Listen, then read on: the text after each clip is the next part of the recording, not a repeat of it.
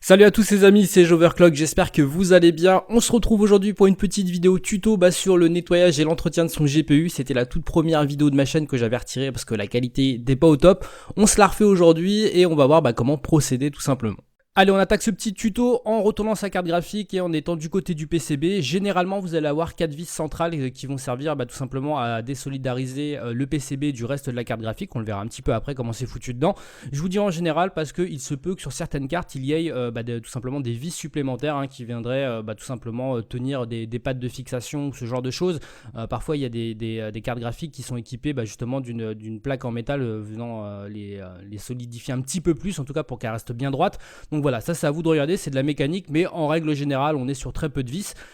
Qu'est-ce qui se passe? On va tout simplement retirer les 4 vis, c'est assez simple, vous prenez un tournevis cruciforme, il n'y a aucun souci de ce côté-là. Une fois que c'est terminé, on va devoir donc désolidariser la partie PCB de la partie ventirad. Alors en général c'est une partie qui part assez bien, c'est à dire que si vous tirez un petit peu, vous jouez un petit peu avec, ça va se décoller tout simplement.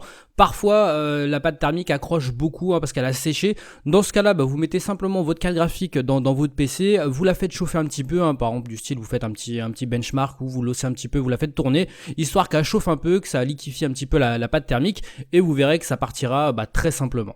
Une autre chose à faire, c'est tout simplement de retirer un petit connecteur qui est tout simplement, qui sert en tout cas à réguler et à alimenter nos ventilateurs de la carte graphique. C'est un petit connecteur blanc qui est donc relié au PCB, il vous suffit simplement de le retirer, donc vous ne tirez pas comme un bourrin, mais ça partira très simplement. Alors maintenant on va s'occuper de la partie ventirad, donc la partie du bas on va la conserver. Il faut savoir que c'est en deux parties, donc la partie radiateur et la partie ventilation. On va donc devoir encore une fois désolidariser ces deux éléments, donc c'est assez simple. En fait il y a 4 vis que vous voyez, ça peut encore une fois un petit peu être modifiable suivant les GPU que vous avez, mais globalement on reste à peu près dans la même théorie, donc un GPU en 3 parties et voilà, c'est tout simple en fait, mais des fois ça varie un petit peu suivant la marque et le GPU. Donc on retire ces 4 vis et à partir de là on va pouvoir avoir accès donc déjà au radiateur, donc pouvoir bien le dépoussiérer, et dans une seconde partie pouvoir nettoyer toute la partie ventilation. Alors là on va avoir terminé avec le démontage, donc on a bien nos 3 parties comme prévu. On va pouvoir commencer tout simplement à nettoyer un petit peu ce GPU. On va prendre le pinceau, l'aspirateur, vous allez voir c'est très simple.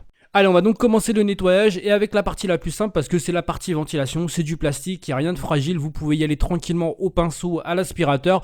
Faites juste attention aux pales à pas les casser, donc vous les maintenez, vous les nettoyez bien nickel. Même vous pouvez passer un petit coup d'ajax vitre si vous avez envie, vous faites juste attention au fil, voilà, si vous voulez que ça brille un petit peu. Là-dessus, il n'y a aucun souci et au moins vous aurez un rendu très rapide de ce que ça a donné visuellement en tout cas.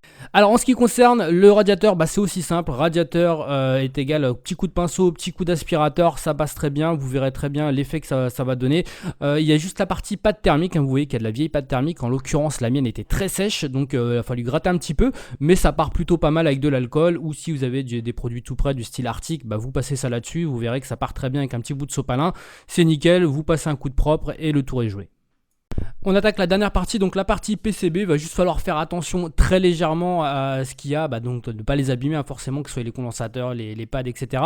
D'ailleurs là sur cette carte graphique il n'y a pas de pads, donc les pads c'est quoi? C'est des espèces de petits bouts d'autocollants, d'espèces de mousse collante si vous préférez, et il faut éviter de mettre de la poussière dessus, généralement c'est sur les mémoires. En l'occurrence moi il n'y en a pas, donc ça se passe très bien. Vous nettoyez bien au pinceau, vous faites attention, vous forcez pas forcément, et ça se passera très bien. Et comme tout à l'heure pour la partie ventilation, en tout cas radiateur plutôt, on va retirer l'ancienne pâte thermique tout simplement, vous réappliquez la même méthode et on va remettre tout simplement de la nouvelle pour apporter un petit peps, un petit regain de performance à notre carte graphique.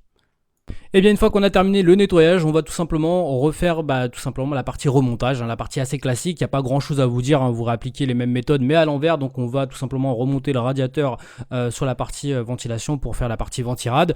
Et une fois que c'est fait, on n'oublie pas de remettre le petit connecteur blanc qui va donc du ventirad au PCB. Une fois que c'est fait, vous mettez le PCB en place, vous revissez, le tour est joué, c'est terminé. Je vous invite vraiment à me donner vous les écarts de température que vous avez pu rencontrer. Pour ma part je ne vous les donnerai pas puisqu'on va se faire une prochaine vidéo juste après qui va traiter notamment des différences de pâte thermique sur ces GPU. Donc on a mis là de la couleur master, on mettra plein d'autres marques pour que vous puissiez voir un petit peu la différence que cela peut apporter. Et voilà les amis, j'espère que cette petite vidéo sur le nettoyage et l'entretien de son GPU vous a plu. N'oubliez pas qu'à partir de 10 000 likes, on va faire la deuxième... Non, je déconne.